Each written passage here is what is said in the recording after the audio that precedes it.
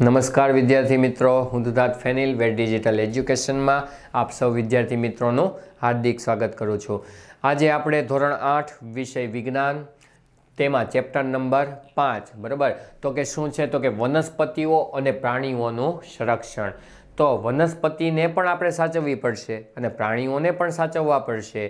બરાબર, સંરક્ષણ એટલે શું કે એનું રક્ષણ કરવું, બરાબર, એને નુકસાન પહોંચાડ્યા વગર શું કરવું, આપણે રક્ષણ કરવું, એને સુરક્ષિત રાખવા। તમારા માતા પિતા છે એ તમને એમનું રક્ષણ આપે છે કે નહીં, બરાબર? કોઈ દી તમને ગમે ત્યાં એમને મૂકીને વયા જાય, બરાબર? ધારો કે ગામડે ગયા હોય, તમને ગમે એની ઘરે મૂકશે તો નજીકના જે સગા હશે, જેના પર એને વિશ્વાસ હશે અને જે તમારી સારી રીતના બરાબર સાર સંભાળ રાખી શકે ત્યાં જ તમને મૂકશે, બરાબર? અને રોજે રોજ ફોન કર્યા કરશે। તો જેમ તમારા માતા પિતા તમારું જેટલું ધ્યાન રાખે છે કલાકે કલાકનું, એવી જ રીતના આપણે આ પ્રાણીઓ અને વનસ્પતિનું ધ્યાન રાખવું જોઈએ। કારણ કે વનસ્પતિ હશે તો જ આપણે જીવી શકશું, બરાબર? કારણ કે આપણે શ્વસનમાં કયો વાયુ લઈએ? ઓક્સિજન। એ ઓક્સિજન આપનાર માત્ર ને માત્ર એક જ છે, કોણ છે? વનસ્પતિ, વૃક્ષ છે। એ જ એનું પ્રમાણ જ્યાં સુધી વધશે ને ત્યાં સુધી આપણે કોઈ દી વાયુ લેવામાં, ઓક્સિજન લેવામાં કોઈ દી તકલીફ પડશે નહીં, બરાબર? તો એનું સંરક્ષણ કરવું તમને કેમ લાગે છે? જરૂરી લાગે છે। હવે તમે ભણો છો, તમારી પાસે જે પાઠ્યપુસ્તક છે, બરાબર, એ પણ કાગળનું બનેલું। કાગળ કેમાંથી બને?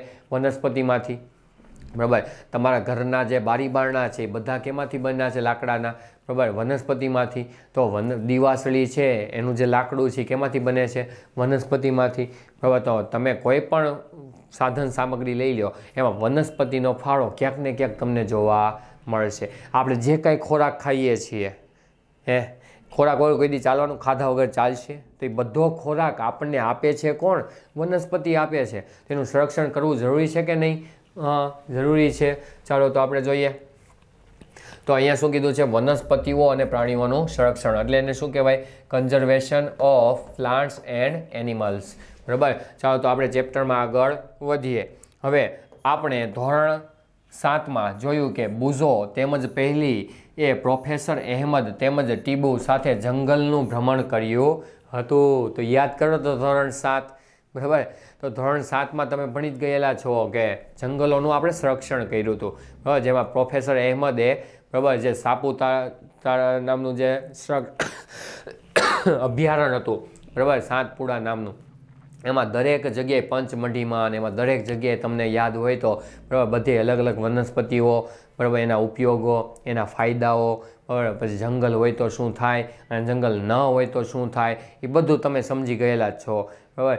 તો એ તમને ખ્યાલ જ હશે। તો તે પોતાના સહ અધ્યાયીઓ સાથે તેમના અનુભવો વહેંચવા બહુ ઉત્સુક હતા અને વર્ગના બીજા વિદ્યાર્થીઓ પણ પોતપોતાના અનુભવ બતાવવા માટે અત્યંત ઉત્સુક હતા, કારણ કે તેમાંથી કેટલાક ભરપૂર અભયારણ્યની મુલાકાતે ગયા હતા, બરાબર? જેમાં ભરતપુર નામનું શું હતું? અભયારણ્ય હતું। એની ક્યાં ગયા હતા? મુલાકાતે। તો કેટલાકે કાઝીરંગા રાષ્ટ્રીય ઉદ્યાન, પછી લોકચાવ વન્ય અભયારણ્ય અને ગ્રેટ નિકોબાર જીવાવરણ આરક્ષિત ક્ષેત્ર તથા વાઘ સંરક્ષિત વિસ્તાર વગેરે વિશે સાંભળ્યું પણ હતું।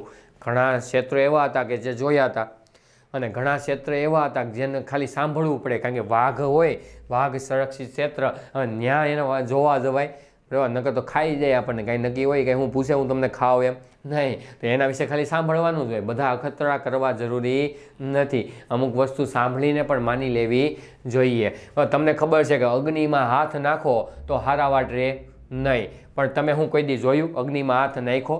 કે હું એમનું ન માનું ભાઈ, અગ્નિમાં હાથ નાખું ને મારો દાજી જાય તો જ હું માની કે એમાં, બરાબર, આપણને નુકસાન થાય।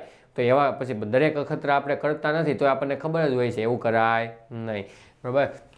તો અહીંયા પણ એટલા માટે દરેક જગ્યાએ નહોતા ગયા, અમુક વસ્તુને સાંભળીને માની લીધી હતી। તો રાષ્ટ્રીય ઉદ્યાનો, વન્યજીવ અભયારણ્યો, જૈવ આરક્ષિત ક્ષેત્રો બનાવવાનો ઉદ્દેશ્ય શું છે?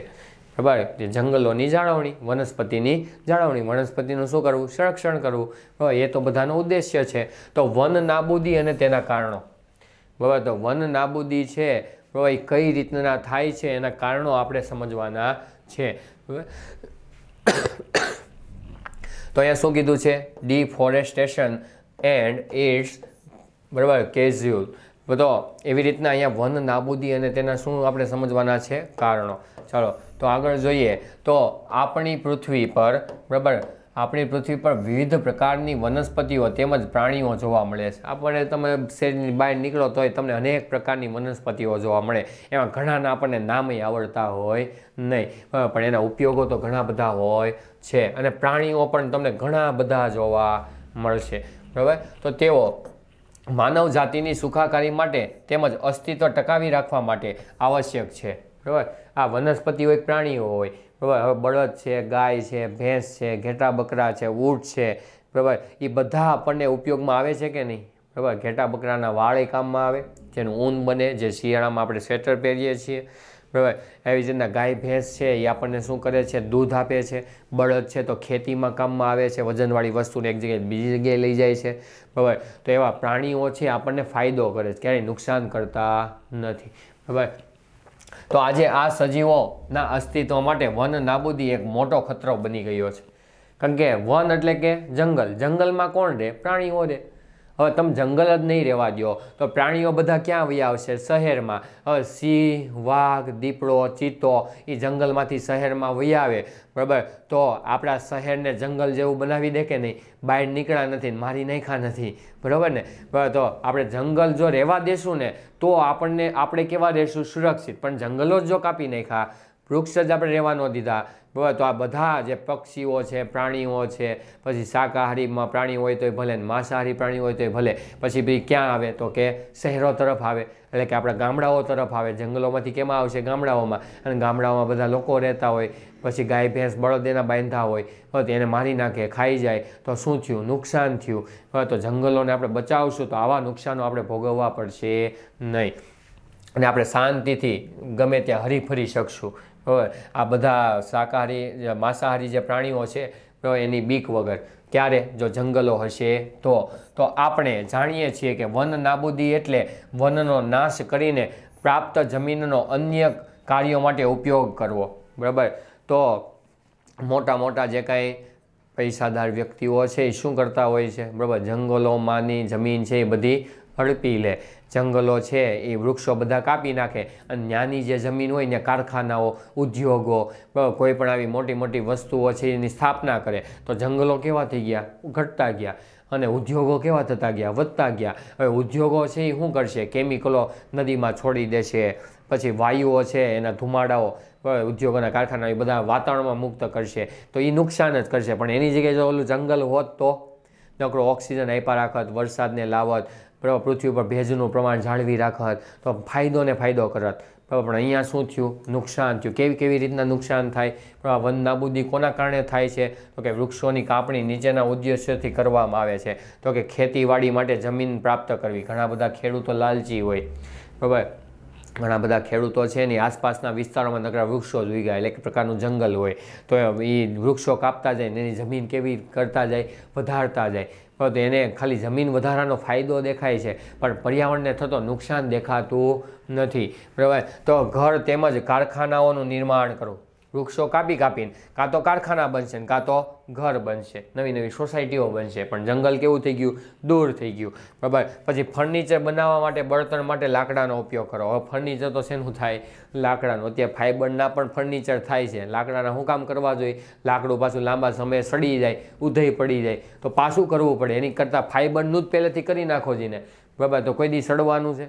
બરાબર, અને એ મજબૂત એવું આવે છે. બરાબર, તો એટલે આપણે ફર્નિચરમાં લાકડું ન વાપરવું જોઈએ. પછી બળતણમાં પણ લાકડું વાપરવું જોઈએ નહીં, કારણ કે લાકડા સિવાયના ઘણા બધા બળતણો આપણે આગળના ચેપ્ટરમાં ભણી ગયા. બરાબર, તો ઘણા બધા વિદ્યાર્થીઓએ હજી આગળનો આ વિડીયો છે, આગળના ચેપ્ટર છે એ જોયા હશે નહીં. તો એને શું કરવું? બરાબર, તો અહીંયા ધ્યાન આપો બધા. બરાબર, તો સૌપ્રથમ તમારે જે આપણું પ્લે સ્ટોર હોય, બરાબર, પ્લે સ્ટોરમાં જવાનું. પ્લે સ્ટોરમાં જઈ અને તમે શાળા મિત્ર નામની, બરાબર, આવી રીતના સર્ચ મારશો એપ્લિકેશન, એટલે આ એપ્લિકેશન ખુલશે આવા સિમ્બોલવાળી. બરાબર, અને સિમ્બોલવાળી એપ્લિકેશન ખુલે એને ડાઉનલોડ કરી લો પ્લે સ્ટોરમાંથી, અને પછી આવું હોમ પેજ ખુલશે. અને એમાં ક્યાં જવાનું? દરેક ધોરણોમાં. અને તમે 8મું ધોરણ ક્લિક કરશો એટલે તમારું ધોરણ અહીંયા ઉમેરાઈ જશે. બરાબર, અને પછી 8મા ધોરણમાં તમે પ્રવેશ કરશો. અહીંયા દરેક ધોરણમાં ક્લિક કરો એટલે બધા ધોરણો ખુલે. એમાં ક્યાં પ્રવેશ કરવાનો? આપણે 8મા ધોરણમાં. બરાબર. અને પછી 8મા ધોરણમાં પ્રવેશ કરશો તો શું આવશે? બરાબર. તો અહીંયા પાઠ્યપુસ્તક, MCQ, નિબંધ, તમારે જે શીખવું હોય એટલે આપણે શીખવું શું છે અત્યારે? પાઠ્યપુસ્તક. તો પાઠ્યપુસ્તક ઉપર ક્લિક કરશો એટલે બધા પાઠ્યપુસ્તક, બધા વિષયના પાઠ્યપુસ્તક ખુલશે. બરાબર. અને એમાં તમને જે વિષય તમને ન ફાવતો હોય, ન સમજાણું હોય, એ વિષય ઉપર તમે ક્લિક કરવાનું. એટલે ધારો કે આપણે ગુજરાતી કર્યું, હાલો ગુજરાતી પર ક્લિક કર્યું તો ગુજરાતીના બધા ચેપ્ટર ખુલશે. અને એમાં બે વસ્તુ ખુલે, પુસ્તક અને શું? વિડીયો. પણ આપણે શું જોવાનું છે? વિડીયો. પુસ્તક તો બધા પાસે છે જ. બરાબર.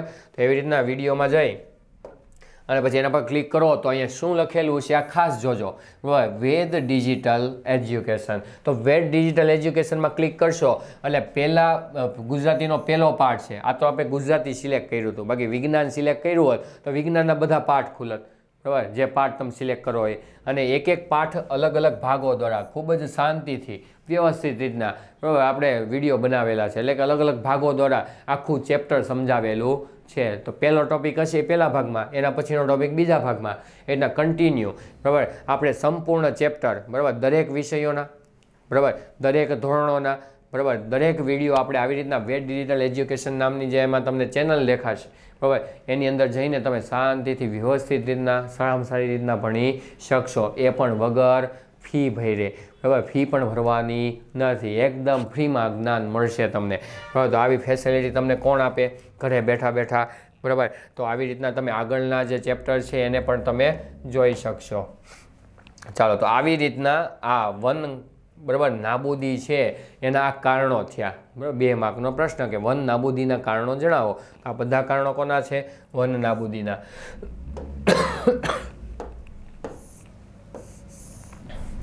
ચલો, એવી જ રીતના જોઈએ તો દાવાનળ તેમજ ભયંકર દુષ્કાળ પણ વન નાબૂદીના કેટલાક કુદરતી કારણો છે. અહીંયા કીધું કુદરતી કારણો, પણ દાવાનળ છે ઘણી વખત આપણે પણ કરીએ છીએ. બરાબર. આપણે જંગલમાં મતલબ ગમે ત્યાં પ્રવાસમાં ગમે ત્યાં ફરવા ગયા, ત્યાં કોઈ જંગલ હોય અને ત્યાં તમે કોઈ પણ નાનામાં નાની વસ્તુ છે સળગાવીને ફેંકી દો અને મોટી પુષ્કળ આગનું નિર્માણ થાય, એને દાવાનળ કહેવાય. ભયંકર દુષ્કાળ. દુષ્કાળ એટલે કે વરસાદ પડવો જ નહીં તો જંગલના બધા વૃક્ષો કેવા થઈ જાય? સુકાઈ જાય અને જંગલ છે નાબૂદ થઈ જાય. તો કુદરતી રીતે પણ આવું નુકસાન થતું હોય છે. પછી પ્રવૃત્તિ નંબર 5.1. અહીંયા 5 એટલે શું થયું? આપણું 5મું ચેપ્ટર. પ્રવૃત્તિ કેટલા નંબરની? પહેલી જ છે. બરાબર. તો તમારી યાદીમાં વન નાબૂદીના અન્ય કારણોને નોંધો અને તેને કુદરતી તેમજ માનવ સર્જિતમાં વર્ગીકૃત કરો. બરાબર. કંઈ આપણી જે વન નાબૂદી છે એને 2 વિભાગોમાં આપણે વહેંચવાની છે, કાં તો કુદરતી અને કાં તો માનવ સર્જિત. બરાબર. તો વન નાબૂદી કઈ રીતના થાય? તો વધુ પ્રમાણમાં કયું આવશે? માનવ સર્જિત જ કારણ હશે. કુદરતી રીતે તો ક્યારેક જ થતું હોય છે. બરાબર. હવે વન નાબૂદીના પરિણામો. વન નાબૂદી આપણે કરશું તો આપણને કેવા કેવા પરિણામોનો સામનો આપણે કરવો પડશે? બરાબર. તો પહેલી તેમજ બુજોએ વન નાબૂદીના કારણોના પરિણામોને યાદ કરવાનો પ્રયાસ કર્યો. તેમને યાદ છે કે વન નાબૂદીથી પૃથ્વી પરના તાપમાન તેમજ પ્રદૂષણના સ્તરમાં વધારો થાય છે. તાપમાન એ વધશે. બરાબર. અને પ્રદૂષણ પણ કેવું થશે? વધશે. બરાબર. તાપમાન કઈ રીતના વધે? ધારો કે તમે વન નાબૂદ કરી નાખ્યું, વૃક્ષો ઓછા કરી નાખ્યા તો કાર્બન ડાયોક્સાઇડ છે એનું પ્રમાણ વધે. કારણ કે કાર્બન ડાયોક્સાઇડને લેનાર કોણ છે? માત્ર એક વનસ્પતિ. બાકી બધા કાર્બન ડાયોક્સાઇડ બહાર કાઢે છે શ્વસનમાં. બરાબર. અને કાર્બન ડાયોક્સાઇડ લેનાર કોણ છે? માત્ર વનસ્પતિ. હવે એ જ ન હોય તો કાર્બન ડાયોક્સાઇડનું પ્રમાણ વધે. અને કાર્બન ડાયોક્સાઇડ કેવો વાયુ છે કે જે ગરમીને શોષે, તો તાપમાન કેવું થયું? વધી ગયું. બરાબર. તેમજ પ્રદૂષણમાં વધારો થાય તો કાર્બન ડાયોક્સાઇડ વધશે. એક પ્રકારનું શું થયું? પ્રદૂષણ જ થયું. બરાબર. ચાલો, તો તેનાથી વાતાવરણમાં કાર્બન ડાયોક્સાઇડના સ્તરમાં વધારો થાય છે અને ભૂગર્ભ જળના સ્તરમાં ઘટાડો થાય. ભૂગર્ભ જળ એટલે જમીનની અંદર રહેલું પાણી. નદીનું પાણીની વાત નથી, જમીનની અંદર રહેલું પાણી. બરાબર. તો તેઓ જાણે કે વન નાબૂદી પ્રાકૃતિક સમતોલનને ખલેલ પહોંચાડે છે. બરાબર. આ જે વન નાબૂદી છે એક કારણે આપણી જે પ્રાકૃતિક જે સંતુલન અત્યારે જળવાયેલું છે એને શું પહોંચાડે છે? નુકસાન એટલે કે ખલેલ પહોંચાડે છે. અને પ્રોફેસર અહેમદ તેમને કહ્યું હતું કે જો વૃક્ષોની આ પ્રકારે કાપણી ચાલતી રહી તો વરસાદમાં તેમનું ભૂમિની ફળદ્રુપતામાં પણ ઘટાડો થાય છે. બરાબર. વરસાદમાં પણ ઘટાડો થશે અને સાથે સાથે ભૂમિની ફળદ્રુપતામાં પણ શું થશે? ઘટાડો થશે. બરાબર. તો જો બુઝો પણ કંઈક કહેવા માગે છે, ચાલો સાંભળીએ આપણે. વન નાબૂદીથી એક બાજુ વરસાદમાં ઘટાડો થાય છે અને બીજી બાજુ પૂર આવવું, બરાબર, તે પણ કેવી રીતના સંભવ છે? બરાબર. હવે ધારો કે અહીંયા જ્યારે આપણે વન નાબૂદી કરશું તો જે વરસાદ આવશે અનિયંત્રિત આવશે, જેનું નિયંત્રણ હશે નહીં. જ્યાં આવશે ને એક સાથે પડી જશે અને પૂર એટલું આવશે કે જે આજુબાજુમાં રહેતા જે ગામડાઓ છે, મકાનો છે, ખેતરો છે, એ બધા તણાઈ જશે. બરાબર. અને કંઈ કામ કર્યા જેવું રહેશે નહીં અને મોટામાં મોટું આપણને નુકસાન જશે. આપણા ઘર પણ ડૂબી જાય. સાથે સાથે આપણી જમીનમાં જે કાપ હોય ઉપરની ફળદ્રુપ જમીન બધી ધોવાઈને ક્યાં વહી જાય, નદીઓમાં, સમુદ્રમાં વહી જાય. તો એટલા માટે આપણને નુકસાન થાય. તો ઉપરાંત તેનાથી પૂર તેમજ દુષ્કાળ જેવી કુદરતી આફતોની સંભાવના પણ વધી જાય છે. બરાબર. કાં તો દુષ્કાળ આવે ને પૂરે આવે. તો એ બધી કેવી આફતો છે? પૂર આવવું, વધુ વરસાદ પડે તો પૂર આવે અને સાવ વરસાદ ન પડે તો દુષ્કાળ. કારણ કે પર્યાવરણ અસંતુલિત થઈ ગયું. પર્યાવરણનું સંતુલન જળવાણું નહીં. કાં તો પૂર આવે અને કાં તો શું થઈ જાય? દુષ્કાળ થઈ જાય. બરાબર. તો યાદ કરો કે વનસ્પતિને પ્રકાશ સંશ્લેષણ માટે કાર્બન ડાયોક્સાઇડની જરૂર હોય છે અને ઓછા વૃક્ષોનો અર્થ એ છે કે કાર્બન ડાયોક્સાઇડનો ઉપયોગનો ઘટાડો થવો, જેનાથી કાર્બન ડાયોક્સાઇડનું પ્રમાણ વાતાવરણમાં કેવું થઈ જશે? વધી જાય. વધુ વૃક્ષો હશે તો કાર્બન ડાયોક્સાઇડ કેવો હશે? ઓછો. અને વૃક્ષો ઓછા થઈ ગયા તો કાર્બન ડાયોક્સાઇડ કેવો થશે? વધશે. બરાબર. તો વાતાવરણમાં તેની માત્રા વધી જાય છે. કોની? કાર્બન ડાયોક્સાઇડની માત્રા છે વાતાવરણમાં કેવી થઈ જાય? વધી જાય. બરાબર. અને આ ગ્લોબલ વોર્મિંગ તરફ દોરી જશે કારણ કે કાર્બન ડાયોક્સાઇડ પૃથ્વી દ્વારા પરાવર્તિત ઉષ્મીય કિરણોને શોષી લે. બરાબર. હવે આપણું જે પૃથ્વી છે એમાં સૂર્યપ્રકાશના જે કિરણો આવ્યા એ પાછા ભટકાઈને ક્યાં જવાના હોય? વાતાવરણની બહાર જવાના હોય. પણ એને રોકી કોણ રાખશે? કાર્બન ડાયોક્સાઇડ પોતે શોષી લેશે. બરાબર. એટલે તાપમાનમાં શું થશે? પૃથ્વીના તાપમાનમાં વધારો. બરાબર. અને તાપમાન વધે તો પરસેવો વાળી દે કે નહીં? બીમાર પડી જઈએ કે નહીં? લૂ લાગી જાય કે નહીં? તો આપણને શું થયું? નુકસાન થયું. બરાબર. તો પૃથ્વીના તાપમાનમાં વધારાથી જળચક્રનું સંતુલન પણ ખોરવાઈ જાય. બરાબર. અને વરસાદમાં ઘટાડો થાય અને જેના કારણે દુષ્કાળ પણ પડે છે. બરાબર. તો આવી રીતના આ બધા કારણો કેના છે? વન નાબૂદીના. બરાબર. હવે એના પછીનું જે કારણ છે હવે આપણે એ આવતા વિડીયો લેક્ચરમાં સમજવાનો છે. તો અહીંયા આપણે આપણા વિડીયોને શું કરશું? પૂર્ણ કરશું. જય હિન્દ, જય ભારત.